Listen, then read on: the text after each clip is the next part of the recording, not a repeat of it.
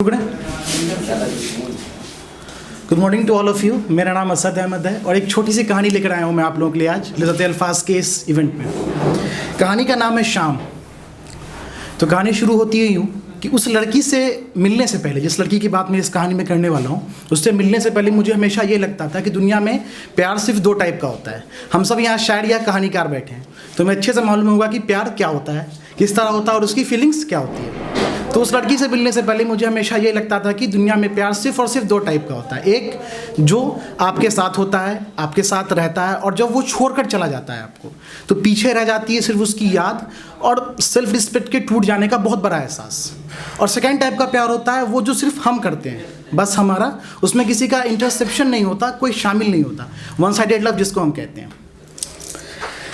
मेरी भी कहानी, जो मैं कहानी आपको सुनाने जा रहा हूँ, उसमें एक चीज़ और मैं जोड़ूंगा कि जो पहले टाइप का प्यार मैंने आपको बताया, जब वो हमसे दूर चला जाता है तो हम बहुत कोशिश करते हैं, बहुत ट्राई करते हैं, बहुत शिद्दत से कोशिश करते हैं कि हम उस प्यार को वापस से अपने लाइफ में ले आएँ।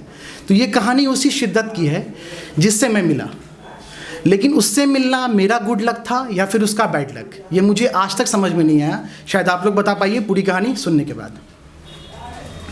मैं पहली बार उस लड़की से मई महीने की एवरेज सी गर्मी वाली शाम में मिला। उस वक्त मैं अपनी सर्वे की ट्रेनिंग कंप्लीट करके, सर्वे एक सब्जेक्ट होता है इंजीनियरिंग में, उसे कंप्लीट करके कड़ी धूप में अपने पसीने से भरे चेहरे और भीगी हुई शर्ट को आपस में कोऑर्डिनेट कराते हुए पहाड़ से उतर रहा था। मैं उस लड़की से मिला एक चाय टपरी की छोटी सी दुकान पे, जहाँ बस में सुस्ताने के लिए 2 मिनट के लिए खड़ा हुआ था। वो लड़की कहीं से चल के आ रही थी। जब मैंने पहली बार उस लड़की को देखा तो उस मंज़र को मैं यूँ बयां करता हूँ कि उसकी गुलाबी रंग की कुर्ती बड़ी एहतियात के साथ अपने बालों को कान के पीछे लगाते हुए मेरे साथ खड़ी थी, और मेरी नज़रें जब पहली बार उससे टकराई तो मेरे जहन में जो आया वो यूँ था कि उसके भूरे सुनहरे गुलाबी और लहरदार बाल उसके चेहरे पर गिरते हुए कंधे तक पहुँच गए थे।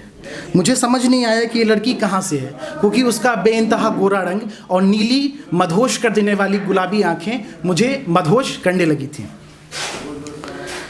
उसने मुझे देखा या नहीं इसका मुझे पता नहीं चला, पर मेरी नींद तब टूटी जब मेरी कॉलेज की बस ने अपना हॉर्न बजाया। मैं उसे वहाँ पीछे छोड़कर बस में बैठ गया और ये उम्मीद लेकर बैठा कि शायद आगे चल के दोबारा उससे मेरी मुलाकात हो, पर यह मेरे सर्वे के कैंप का आखिरी दिन था। धीरे धीरे मैं अपने कॉलेज आ गया और सब कुछ नॉर्मल हो गया। वो जहन में थी मेरे, पर एक सपने की तरह। मैं कभी कभी सोचता कि मैं उससे मिलूँगा या नहीं मिलूँगा, पर वक्त बीतता चला गया और इन चीज़ों को टाइम हो गया।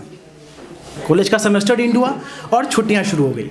सारे बच्चे अपने अपने घर की तरफ चल पड़े, मैं भी चला, बट अनफॉर्चुनेटली मुझे किसी वजह से उस हॉस्टल में रुकना पड़ा। मैं रुक गया। कुछ वक्त के लिए मैं वहाँ अकेला था। फिर वो वक्त भी बीता। मैंने भी अपनी टिकट ली पटना से, दिल्ली से पटना के लिए राजधानी एक्सप्रेस की टिकट ली मैंने दिल्ली से पटना, और मैं अपनी सीट पर आकर बैठ गया। मैं अपनी सीट पर आकर बैठा। फिर शायद थकान की वजह से मैंने खिड़की से सर टिकाकर अपना सर लगा लिया, जो मेरी सीट थी। थोड़ी देर बाद मुझे अपने कंधे पर एहसास हुआ जैसे किसी ने मुझे छुआ। मैंने आँख खोला तो मुझे अपने आप पर यकीन नहीं हुआ कि मेरे सामने वही लड़की खड़ी थी जिससे मैं कई दिन पहले उस ट्रेनिंग कैंप में मिला था। उसने मुझसे कहा कि क्या ये सीट मुझे मिल सकती है। मैंने उसे गौर से देखा और फिर धीरे धीरे अपनी सीट छोड़ के किनारे चलाया और वो मेरे बगल में बैठ गई। मैं अब तक ये सोच रहा था कि जो मैं देख रहा हूँ क्या वो मेरा सपना है कि हकीकत में वो लड़की दोबारा मेरे पास आई है। मुझे अपनी किस्मत पर भरोसा नहीं हो रहा था। फिर धीरे धीरे सफ़र शुरू हुआ। खाना सर्व हुआ। राजधानी में खाना सर्व होता है तो खाना सर्व हुआ, पर अनफॉर्चुनेटली उस लड़की का खाना बहुत ज़्यादा ठंडा था। तो उसने अपने जो मील सुपरवाइज़र उससे कंप्लेन किया कि मेरा खाना बहुत ठंडा है, तो आप मेरा खाना रिप्लेस कर दीजिए। लेकिन उस मील सुपरवाइज़र ने शायद उसकी बात पर ध्यान नहीं दिया। तो फिर मैंने उस लड़की का चेहरा देखा। जो मैंने उसका चेहरा देखा जब उस मील सुपरवाइज़र ने उसको खाना देने से मना किया, तो उसके चेहरे पर मुझे ऐसा लगा कि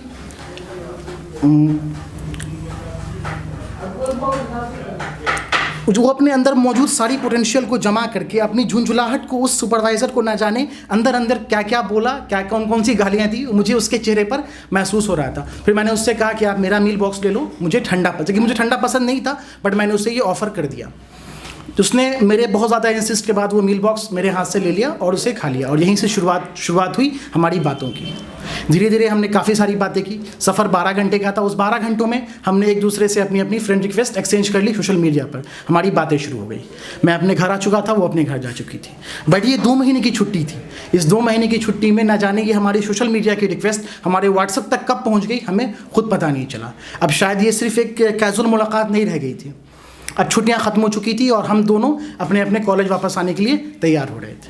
हम अपने कॉलेज पहुंच चुके थे, लेकिन एक्चुअली में ये हमारा कॉलेज पहुंचना कम और एक दूसरे से मिलने की एक्साइटमेंट कहीं ज़्यादा थी। अब आते हैं उससे मिलने वाले पे। मैं उससे पहली बार मिला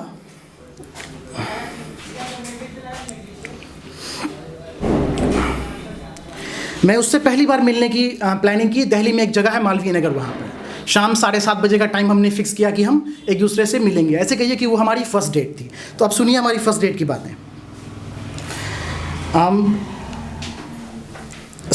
हमने प्लान किया कि हम 7:30 बजे मालवीय नगर पे मिलेंगे, लेकिन अभी मेरे और उससे मिलने के बीच में शाम 7:30 बजे का हुड्डा सिटी सेंटर से मालवीय नगर तक का ट्रैफिक था, जिसका सफ़र सदी से भी लंबा होता है। और इत्तेफाक से ये शाम भी ऐसी ही गर्मी भरी थी और वो अपने टैक्सी वाले से लड़ते हुए, अपने पोटेंशियल को मुझसे फ़ोन पर कोऑर्डिनेट करते हुए, 1000 बार मन में गाली देते हुए, इरिटेशन और चिप से होते हुए फाइनली वो मालवीय नगर के उस स्पॉट पर पहुँची जहाँ मैं पहले से उसका वेट कर रहा था।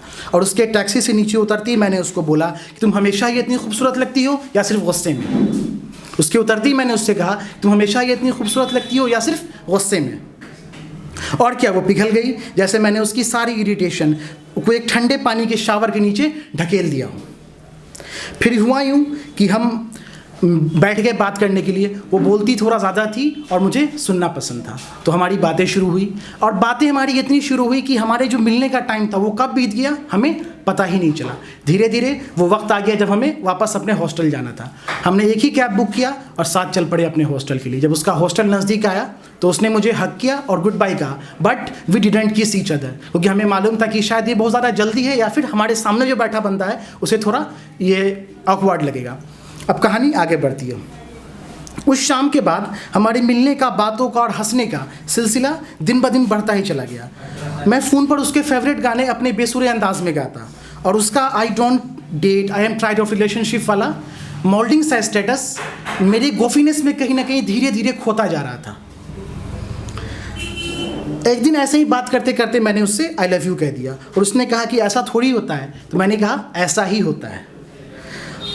फिर उसने मुझे कुछ जवाब नहीं दिया। शायद मुझे लगा कि ये डर है, उसे रिलेशनशिप का डर है कि क्या पता मैं उसे छोड़ के चला जाऊं या फिर ये शायद पूरा ना हो।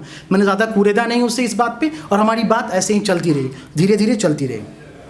लेकिन हमारा फ्रेंड से बेस्ट फ्रेंड और बेस्टीज बनने का सफ़र वहीं रुक गया था। अब ये सफ़र शुरू हो चुका था आई लव यू 2 तक का। एक दिन ऐसे ही उसने बात करते करते मुझसे कह दिया आई लव यू 2। मैंने कहा मुझे पता है। मैंने ऐसे ही कहा मुझे पता है, और फिर क्या था, वो फिर से खो गई, फिर से पिघल गई जैसे वो पहली बार पिघली थी। हमने बहुत सारे सैड और हैप्पी मोमेंट्स आपस में गुजारे। मैंने उसे स्ट्रांग बनाया और उसने मुझे काइंड। हम बढ़ तो रहे थे, धीरे धीरे हम ग्रो हो रहे थे रिलेशनशिप में, लेकिन we are growing but we are growing apart. हम बढ़ तो रहे थे पर धीरे धीरे हम अलग अलग बढ़ रहे थे, जैसा हर रिलेशनशिप में होता है। मेरे ख्याल से हर में होता है, सबका मुझे नहीं पता। ये जो आई लव यू से आई लव यू 2 का सफ़र होता है ना, वो कभी कदार वक्त से पहले आ जाता है, जिसमें बट लग जाता है, और वही हमारे साथ भी हुआ। हमारा ये सफ़र आई लव यू 2 से आई लव यू बट पर आ चुका था। 4 साल साथ रहने के बाद हमारे बीच कुछ बदल सा गया था, कुछ बिगड़ गया था। हम साथ थे, कई सारी शामें मालवीय नगर की हम उसी स्पॉट पर बैठे हुए जहां हम पहली बार मिले थे, बिना एक दूसरे से बात किए हुए घंटों ऐसे ही आने जाने वाले ट्रैफिक को देखकर गुजारते थे। हम इस स्टेज पर आ गए थे कि हम मिलते तो थे पर हमारी बातें नहीं होती थी, हम बस वक्त काट रहे थे एक दूसरे के साथ। फिर एक दिन ऐसे ही इरिटेटिंग सी शाम थी, मई महीने की, मुझे याद नहीं है, तो मेरे जहन में ख्याल आया कि शायद अब अगर शिद्दत मुझसे अब मिलती तो शायद वो आई लव यू 2 बोलने में देर नहीं करती, वो शायद आई लव यू मुझसे पहले बोल देती, वो मेरी गुफीनेस में बहुत जल्दी खो जाती। पता नहीं ये मेरे जहन का फितूर था या क्या। मैंने उससे कहा कि शिद्दत, क्या तुम मुझसे दोबारा मिलना पसंद करोगी? वो इससे पहले वो कंफ्यूज सी हो गई कि क्या मैं कह रहा हूँ उससे। इससे पहले कि वो कुछ रिएक्ट करती, मैंने ऑटो रुकवाई, उसे ऑटो में बैठा दिया और ऑटो वाले से कहा कि जाओ इसे घुमा के लाओ। ऑटो वाले ने उसे एक लंबा सा घुमाया, क्योंकि शाम का टाइम था, वही ट्रैफिक वही मालवीय नगर का ट्रैफिक, और वो दोबारा अपने स्टैंड पर उसे वापस ले गए जहाँ मैं उसका पहले से वेट कर रहा था। इस बार मैंने उससे कहा कि तुम हमेशा से ही इतनी खूबसूरत लगती थी। इस बार मैंने उससे कहा कि तुम हमेशा से इतनी खूबसूरत लगती थी। हम फिर बैठे, फिर बहुत सारी बातें की। वो शाम ख़त्म नहीं हो रही थी, लेकिन हमको शाम ख़त्म हो रही थी पर हमारी बातें ख़त्म नहीं हो रही थी। हम रोए, हम हंसे, हमने बहुत सारे मोमेंट्स रिवाइंड किए, और फिर चलने का वक्त आया। हम दोनों ने एक ही कैब बुक किया अपने अपने हॉस्टल्स के लिए। हम चल पड़े। इसका हॉस्टल पहले आता है, इसलिए वो पहले उतरे। इस बार उसने मुझे हक किया, गले लगाया, पर इसने मेरी तरफ देखा नहीं, क्योंकि उसको मालूम था कि अगर वो मेरी तरफ देखती ना तो शायद इस बार हम अलग नहीं हो पाते, और ये हमारा अलग होने का वक्त था। वक्त बीतता चला गया, वक्त बीतता चला गया। आज उसकी शादी हो चुकी है, कई साल बीत गए इस बात को, आज उसकी शादी हो चुकी है। ऐसा नहीं कि हमने ट्राई नहीं किया रिलेशनशिप को सेव करने का, वी ट्राई मच, बट इस टाइम मेरी ये स्ट्रगल, मेरी लाइफ की स्ट्रगल और उसकी फैमिलीज़ की सिक्योरिटी बीच में आ गई, और हम अलग हो गए, और हम काफ़ी ज़्यादा अलग हो गए। आज अब उसके पास एक बेटा है। उस शाम में अपना ये हम दोनों का रिश्ता तो नहीं बचा सका, पर उस शाम मैंने जाना कि प्यार की एक तीसरी टाइप भी होती है। उस शाम मैंने सीखा और मैंने जाना कि प्यार की एक थर्ड टाइप भी होती है, जो बस कहीं रह जाता है हमारे अंदर। हम ज़िंदगी में बहुत आगे बढ़ जाते हैं, लेकिन वो जो प्यार की टाइप होती है ना, वो हमारे अंदर रह जाती है। सजो कर रखते हैं हमने उसे, उसकी यादों को, उनकी बातों को बिना किसी से शेयर किए हुए, और कहीं ना कहीं उसने भी सजो कर रखा है, और उसने अपने बेटे का नाम मुझ पर रखा है। इससे बड़ी बात और क्या हो सकती है। लेकिन इसके बाद एक चीज़ हमें ये और समझ में आई कि हम सब के अंदर, जितने भी लोग यहाँ बैठे हैं और जो बाहर हैं, उन सबको भी अपनी लाइफ में कहीं ना कहीं एक ऐसा प्यार ज़रूर मिलता है जब वो अपने सारे इरिटेशन को, अपनी चिप को, अपने सारे ऑकवर्ड सिचुएशन को पीछे छोड़कर उसे ढूंढता है। चाहे वो बारिश में ढूंढे, या ट्रैफिक में ढूंढे, या कड़ी धूप में ढूंढे, वो हमें मिलता है, वो कहीं ना कहीं हमें मिल जाता है, बस उसे ढूंढने की ज़रूरत है। आई होप कि आप सबको भी आपका प्यार मिले और हमारी तरह अधूरा न रहे, पूरा ज़रूर हो जाए। Thank you.